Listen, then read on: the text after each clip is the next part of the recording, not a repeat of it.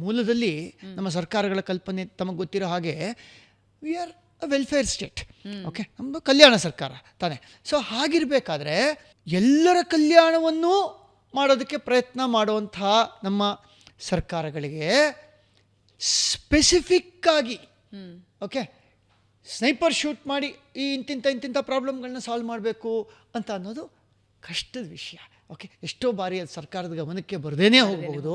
ಮತ್ತು private ಎಂಟರ್ಪ್ರೈಸ್ನ encourage ಮಾಡೋದ್ರ ಮೂಲಕ ಸರ್ಕಾರ ಈ ಥರದ್ದನ್ನೆಲ್ಲ ಮಾಡ್ತಿದೆ ಅಂತ ನಾವು ಊಹಿಸ್ಕೊಳ್ಬೇಕು.